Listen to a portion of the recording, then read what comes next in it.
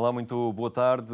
Neste dia em que olhamos a proposta dos textos bíblicos que serão escutados no próximo domingo, temos entre nós o arcebispo de Évora, Dom Francisco Senra Coelho, com quem olhamos também a vastidão desse desafio pastoral que é o Alentejo e, em particular, a Arquidiocese de Évora. Muito boa tarde, Dom Francisco. Boa tarde, muito obrigado Henrique Matos, por estar obrigado. connosco.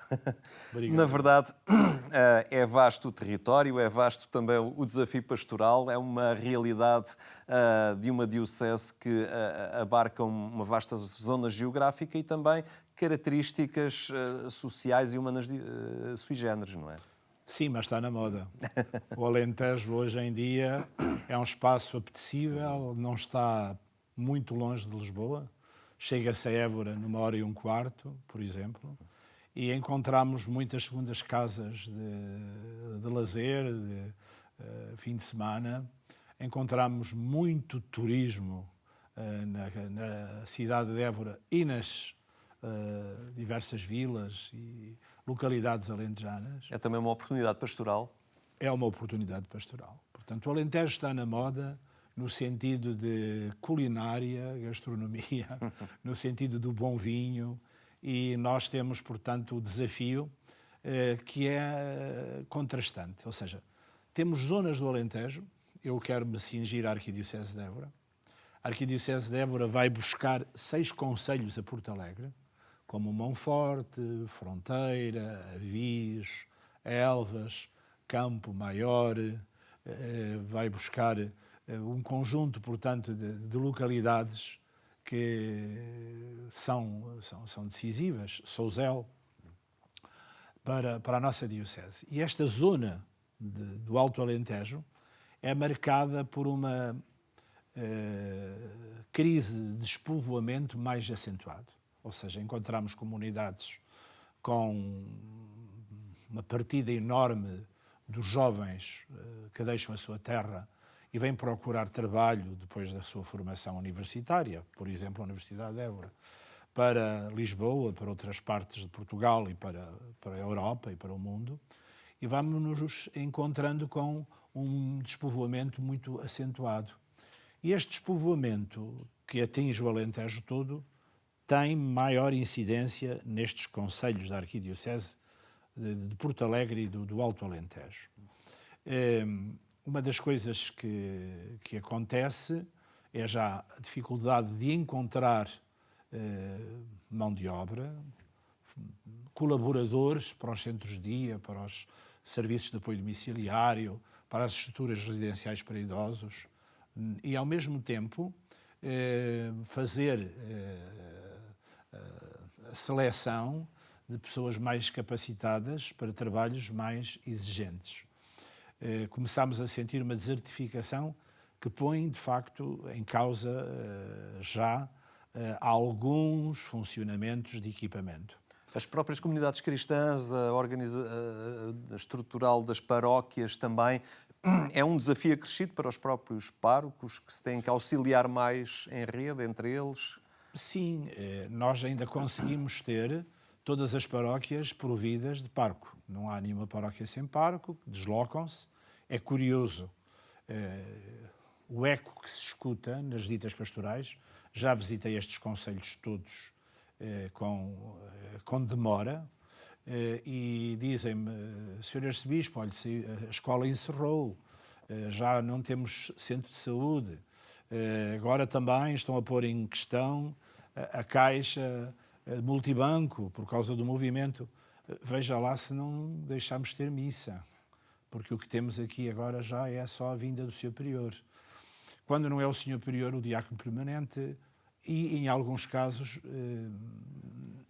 enfim, mais raros, ministros leigos que presidem a celebração na ausência do presbítero. Estamos a fazer este esforço de acompanhamento, de proximidade. Temos um apelo muito grande, que é a visita às pessoas sós, frágeis. Temos um apelo muito grande missionário, que tentamos responder com as visitas pastorais missionárias, em que vamos a todas as casas, porta a porta, visitar a população numa primeira semana. E as pessoas são receptivas? Muito receptivas, muitíssimo receptivas. Não podem ser mais. uma exceção, enfim, que quase desconheço, mas que possa haver, teoricamente. As pessoas recebem as irmãs, são normalmente religiosas. Na segunda semana são, enfim, sublinhados, assinalados casos mais dramáticos, sei lá, de uma pessoa invisual, de uma pessoa que vive um luto muito profundo, que a marca, uma solidão mais, enfim, golpeante, ou mesmo uma pessoa que não tem ninguém, ou um problema de saúde, e aí vai um sacerdote na segunda semana visitar estas casas em privado e fazer um acompanhamento. E escolhem-se uma série de situações para o bispo, depois na visita pastoral, que normalmente é a terceira semana, ir à casa da pessoa. Eu encontro-me com pessoas que têm álbuns de fotografias para mostrar, uma necessidade absoluta de falar comigo, de mostrar o rosto do filho, da filha, do neto, da neta, uma necessidade, sobretudo, de ser escutado.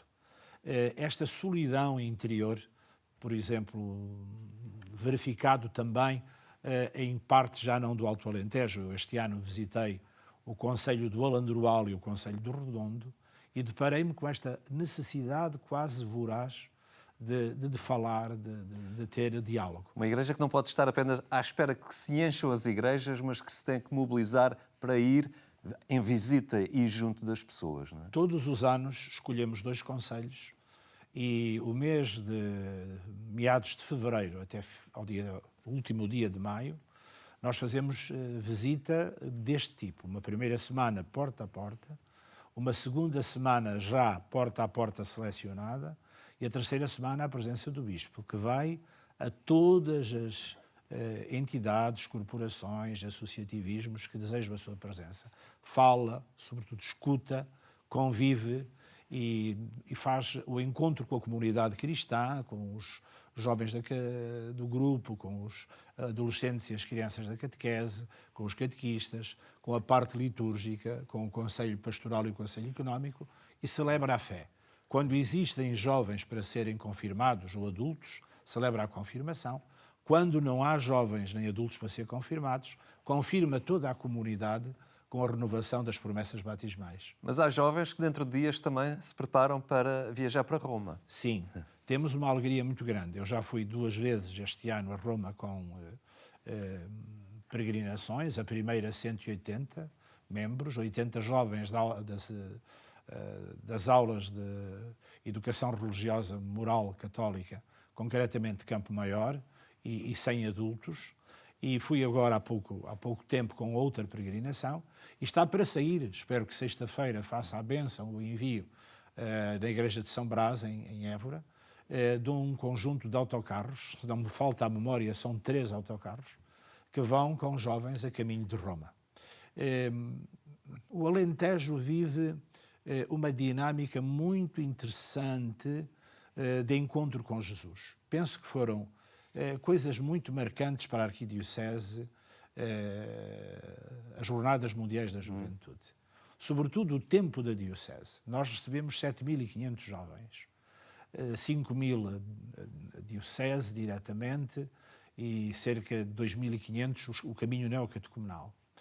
Mas foram jovens que foram para as paróquias, concretamente. Ou seja, o dinamismo foi o grupo paroquial de jovens, cria uma dinâmica de acolhimento, propõe aos que nos vêm visitar essa dinâmica e todos em conjunto fazem trabalhos de visita, trabalhos de recuperação, trabalhos de encontro com o património, trabalhos de encontro com o idoso, com a criança.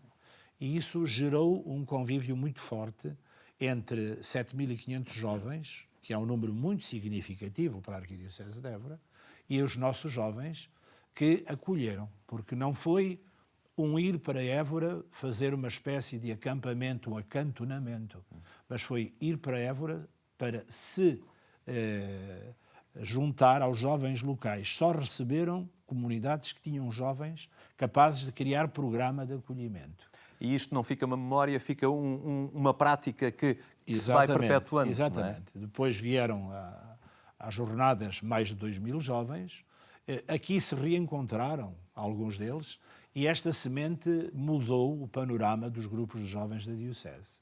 Foi um serviço muito importante. Também devo referir que foi muito dura a vivência da pandemia, mas a vivência da pandemia mostrou como é importante a família.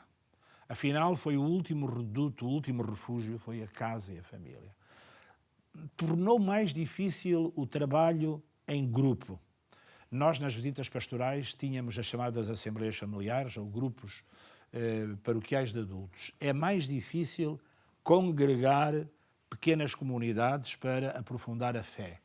Porém, eu sinto que estamos a viver uma retoma, um regresso da comunidade, ou seja, um sentir que, para além do núcleo familiar, é importante a comunidade. Estamos, portanto, ainda numa fase de recuperação, mas que se sente em crescimento.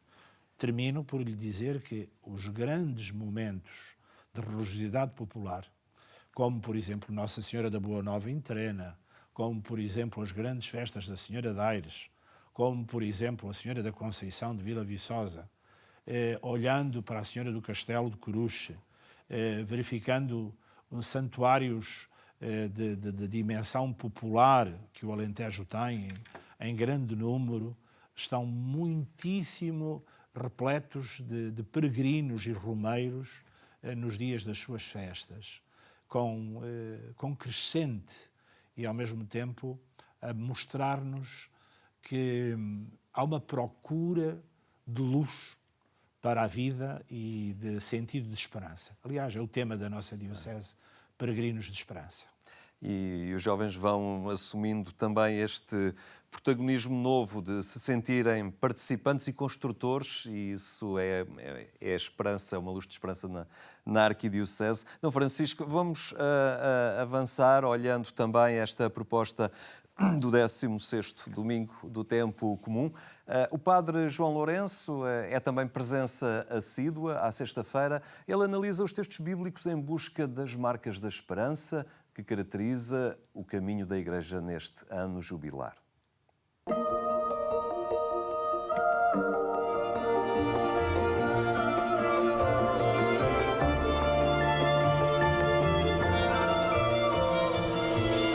Já numa das reflexões, em momentos anteriores, falei da construção da esperança.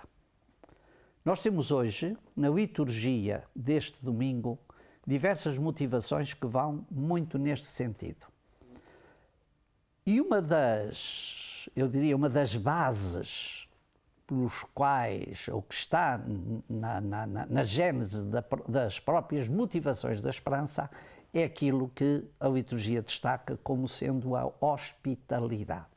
Temos dois textos muito significativos. O primeiro, tomado do Gênesis 18, que é a visita dos 3 peregrinos que passam pela tenda de Abraão, e Abraão acolhe-os com muito cuidado, e eles deixam-lhe exatamente esta mensagem de esperança, que ele terá em breve um filho, e esse filho, Isaque, será de facto o grande sinal da esperança de Abraão na construção do povo eleito. E depois, no Novo Testamento, temos o episódio da hospitalidade, que é o acolhimento dispensado de Jesus pela família de Betânia. Também é lá aqui um sinal de esperança, ou seja, a hospitalidade constrói sempre a esperança, dá sentido à esperança, abre horizontes de esperança e aproxima. Por isso, nós, crentes, temos de construir a esperança ou um mundo de esperança como queremos, intensificando sinais e motivações de hospitalidade para com todos os outros, principalmente numa sociedade onde há tanta gente que não beneficia desta hospitalidade social, de proximidade, de acolhimento.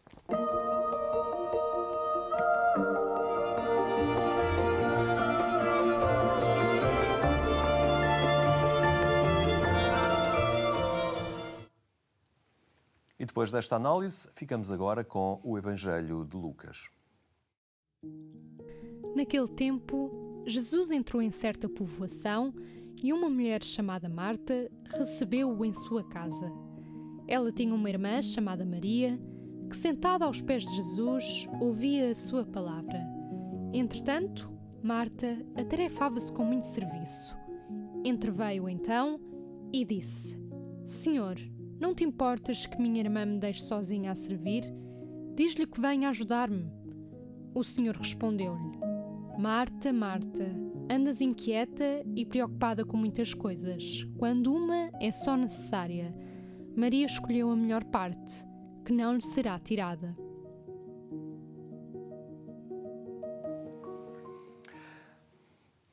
Vamos então olhar este Evangelho, esta frase conhecida, Marta, Marta, que andas inquieta, preocupada com tantas coisas, acaba por ser a nossa imagem de peregrinos nestes tempos de vertigem rápida, não é? Em que tudo é acelerado e por vezes corremos o risco de nos esquecer do essencial.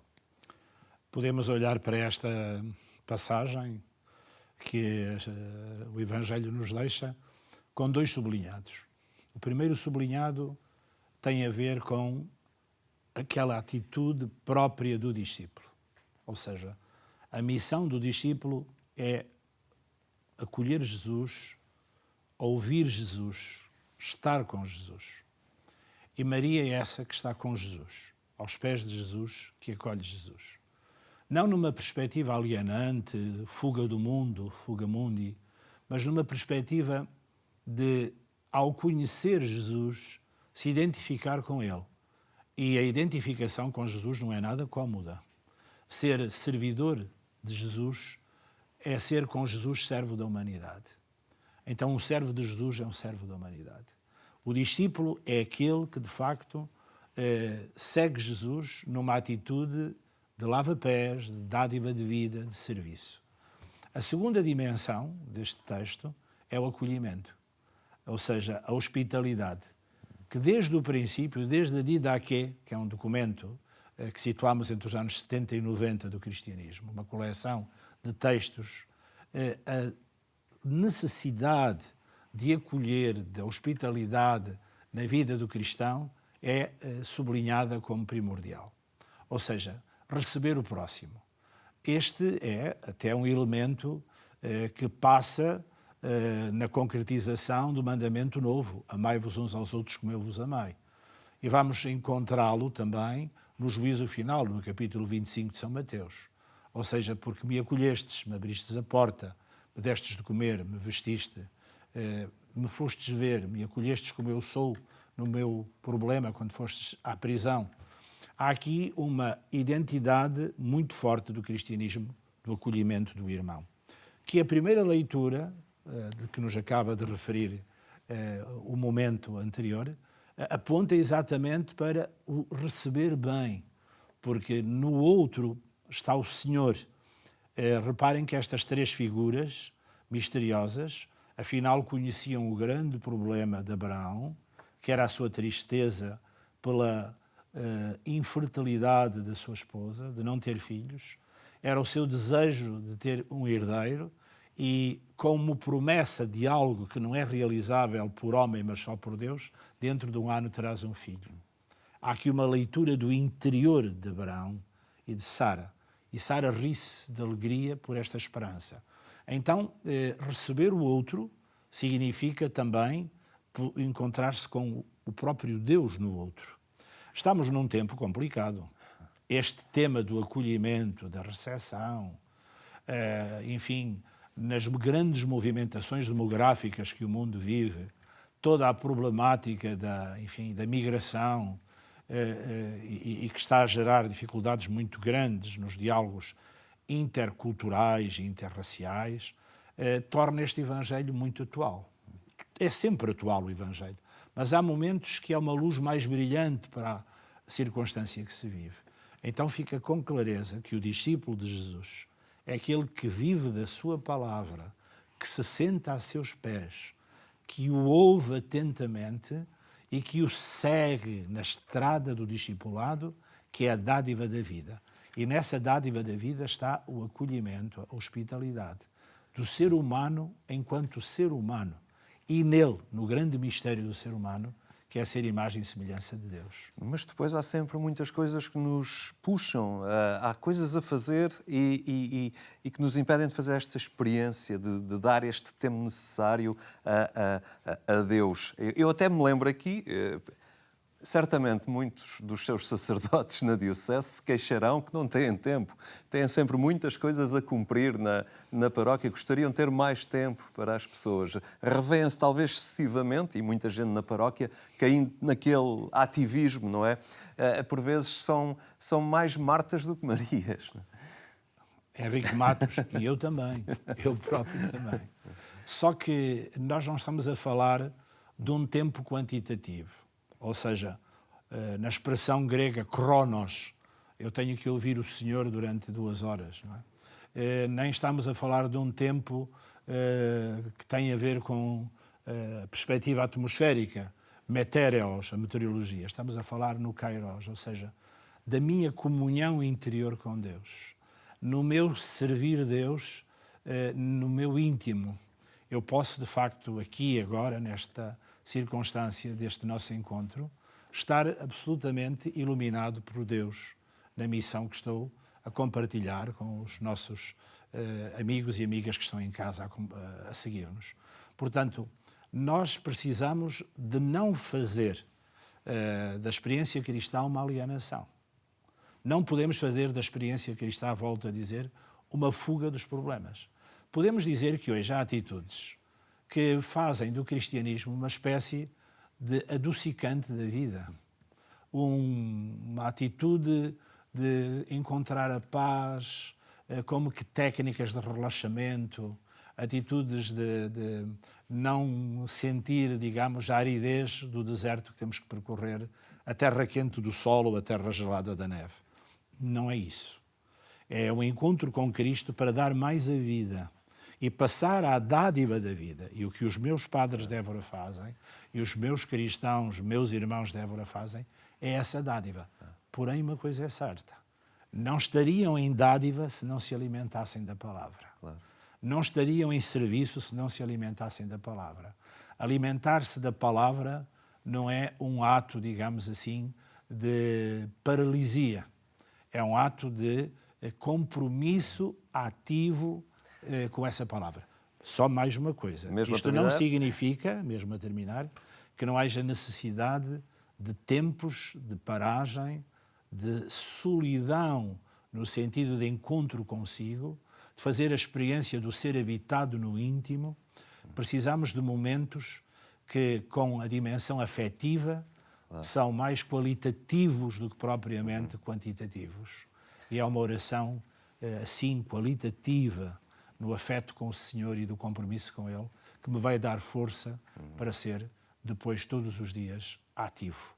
Muito bem, muito obrigado por esta partilha, muito rica também e com ensinamentos preciosos para quem quer ser fiel ao batismo um dia recebido nas diversas missões que desempenha hoje no seio da Igreja. Muito obrigado. A terminar, lembrar apenas que amanhã e domingo, pouco depois das 6 da manhã, também pode acompanhar na Antena 1 o programa Eclésia. Boa tarde, bom fim de semana.